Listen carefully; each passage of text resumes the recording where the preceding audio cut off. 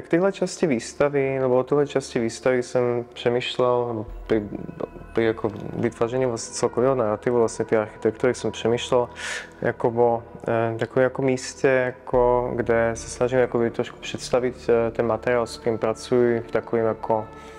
řekneme kvázi laboratorním jako prostředí. Jakoby ilustruje vlastně dýchové cvičení,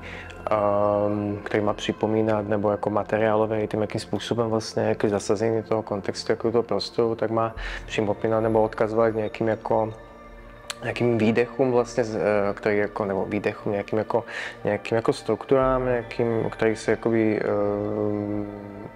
který jsou součástí vlastně nějakého urbaného prostředí.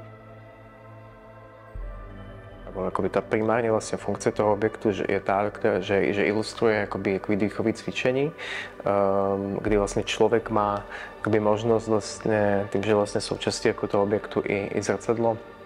tak má člověk vlastně možnost 1 na 1 jako von a ta dýchací šachta vlastně se zúčastnit vlastně jako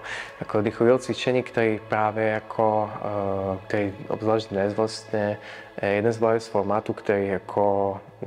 je lidem doporučován, nebo je to taková ta jedna z věcí, která vlastně jako nám pomáhá zpětně vlastně se navrátit vlastně k vnímání našich jako fyzických já třeba. Jo. Tak tady se ta šachta stává vlastně jako nějakým svojbytným objektem, který vlastně ilustruje ten dýchání jako skrz takové jako dost vlastně laciné jakoby plastové jakoby sáček, který běžně jako používáme, když si chodíme jako kupovat vlastně nějaký to jedno z těch nejlevnějších třeba jako pečiv prostě do našich oblíbených obchodů a většinou zůstává jakoby vyhozené, nebo je to většinou ten sáček, který prostě jako se ocitne někde na ulici prostě a točí se někde vo výrobu prostě v rohu před metrem. Ale tohle jakoby jednoduchého jakoby pitlíku v spojitosti s něčím, co je tak důležitý jako prostě jako dech, nebo jakoby kontrola